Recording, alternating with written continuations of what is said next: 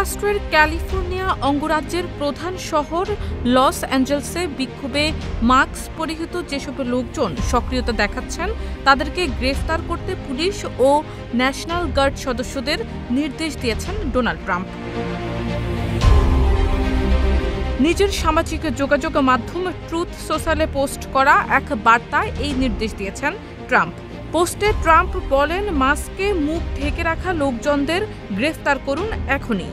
এর আগে ট্রুথ সোশ্যালে এক পোস্টে ট্রাম্প লিখেছিলেন, এখন থেকে বিক্ষোভের সময় আর মাস্ক পরা যাবে না। কেউ মাস্ক পরে বিক্ষোভ আন্দোলন করলে তার বিরুদ্ধে ব্যবস্থা নেওয়া হবে। গত ৬ জুন শুক্রবার লস অ্যাঞ্জেলসে নথিবিহীন অভিবাসীদের শনাক্ত ও গ্রেপ্তার করতে অভিযানে নামে ক্যালিফোর্নিয়া পুলিশ এবং যুক্তরাষ্ট্রের কাস্টমস বিভাগের আইন প্রয়োগকারী বাহিনী ইমিগ্রেশন অ্যান্ড কাস্টমস এনফোর্সমেন্ট। সেই অভিযান চলাকালে লস অ্যাঞ্জেলসের উপশহর প্যারামাউন্টে পুলিশ ও আইসিই সদস্যদের সঙ্গে সংঘাত শুরু হয় অভিবাসন প্রত্যাশীদের। প্রসঙ্গত, প্যারামাউন্ট উপশহরটি মেক্সিকো ও লাতিন আমেরিকার দেশগুলো থেকে আসা অভিবাসী অধ্যুষিত। এসব অভিবাসীদের বেশিরভাগেরই বসবাসের বৈধ নথিপত্র নেই এবং তারা নিজেদের মধ্যে স্প্যানিশ ভাষায় কথা বলেন।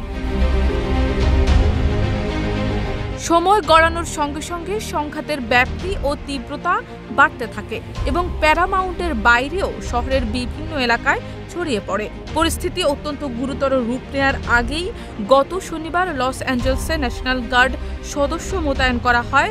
মার্কিন সামরিক বাহিনীর অধীন আধা সামরিক সংস্থা ন্যাশনাল গার্ডের ২,০০০ সদস্য। তবে তাতে পরিস্থিতির তেমন উন্নতি হয়নি।